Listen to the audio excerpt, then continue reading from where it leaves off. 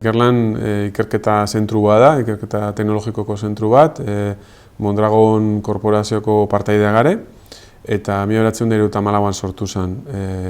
Mondragon taldeko kooperatiba desberdinek indarrak batu zabien, ikerlan sortzeko eta helburu garbi batekin. Azkenean ikusten zabien teknologio propio bat eukitzaren beharra.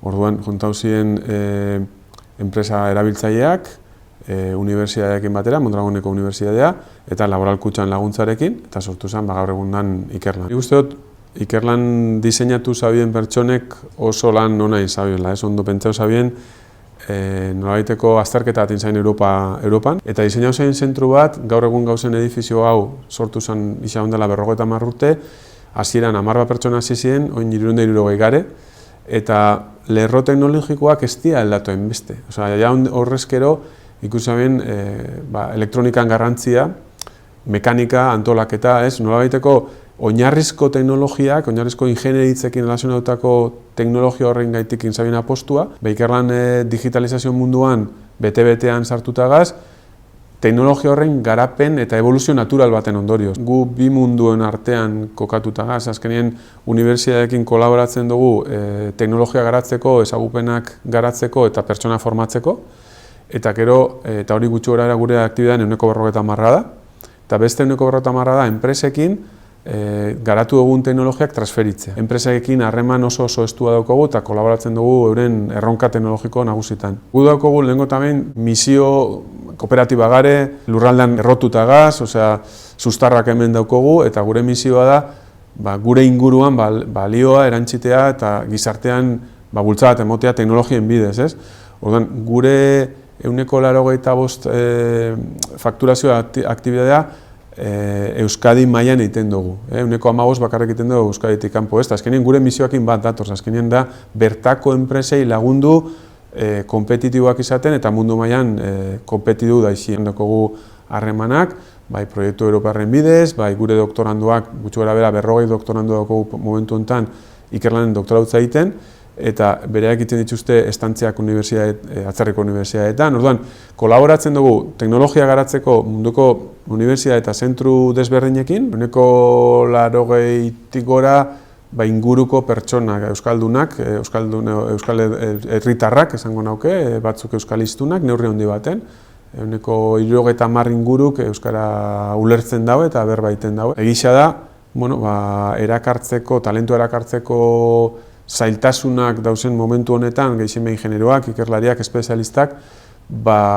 gure kaptazio eremua zabaltzen gabeztak, gero eta gehiago, Euskal Herritik kanpo datoz pertsona. Ikerlanen errealidade linguistikoa nik esparru desberdinetan azalduko nauke. Lehenengo erakunde mailan, guztiz erakundetuta da euskara, elebidunak gare gure aktibidade ofizial guztietan, kanpora begira, barrura begira, ondo araututako prozedurak daukogu. Bigarrena izango litzake pertsonen erabilera informala esango nauke, eta hor danetatik daukogu, daukogu inguru edo arlo batzuk euskara gehiago erabiltzen dena, eta beste batzuk gutxi dago, Orokorrean nik esango nauke euskara asko entzuten dela Ikerlanen, eta azkena da lan eremua, proiektuak zelan itzen ditugun.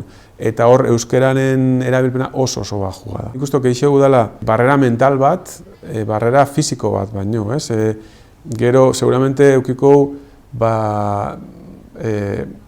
Euskadiko unibertsitatetik urteten dien unibertsitarien artean euskara maila ezagupen mailarik altuena inoiz eukidana, karrerak be euskaraz die asko, Baina gero salto badao, eta txertatzen die enpresatan, eta beste errealitatean sartzen die, eta poliki-poliki, errealitate horretan, kultura horretan sartzen die, eta ez dago lortzen horrek aldatzea. Ez da ezer besta, nik ez dut uste gizartean gertatzen ez dana, Gizartean beran ezagupen maila altua daukogu, inoiz baino altua edo bintzet azkeneko urtetan eukiduguna, baina horre erronka erabilpena da, eta enpresan berdina gertatzen da. Eta erabilpenaren erronka gure buruetan dago, Bihotzetan nik uste gauza dautzu daukogula, eta buruan igual beste gauza batzu. Nik uste dut, Indeus moduko iniziatibak baliogarriak direla, Azken finean, gu enpresa desberdina juntetia eta ikustia, nolabaiteko problematika berdinean, errealidade ezberdina daukogula, eta iniziatiba ezberdinak, eta ideiak hartzea, konpartitzea, nik uste hori horre daukola balio handiena, ez? Ikustea, bueno, ibilbide honetan ez gauzela bakarrik eta herri mailan, Euskadi mailan, gauzela beste enpresa batzuk bai, erronka eta borondate berdina daukienak. Euskara zerbait erabilgarria izan behar da, etorkizuna aukiteko. Ez baldin badauko erabilpenik, bakarrik balio emozional baldin badauko, zailtasunak auki behar dau gero eta gehiago etorkizunan, ez? Bueno, nik sinisten dut erabilgarritasun badaukola, ez? Eta nik uste dut Ikerlanen nahiko konpartitu daukogula. Bi balio nik uste dut argi.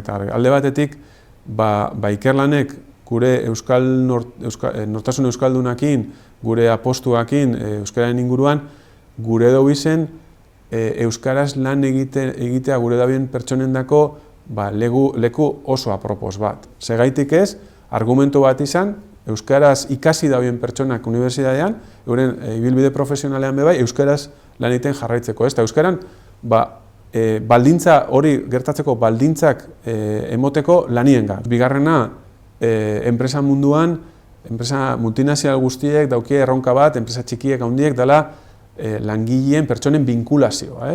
Nolabait, pertsonak onda izazela binkulauta, komprometituta, motibauta, binkulazio horretarako erraminta ezberdina da. Kooperatibismoa bat izan leike, euskara beste bat izan leike, eta guk hori ikusten dugu. Izan leike binkulazio modu bat pertsona eta enpresaren artean. Bueno, guk hortan sinisten dugu, eta euskararen apustua Ikerlanen aldetik ez da bakarrik emozionala, baizik eta gure dugu eta uste dugu praktikoa dela, balio bat eman behar dutzu Ikerlanen.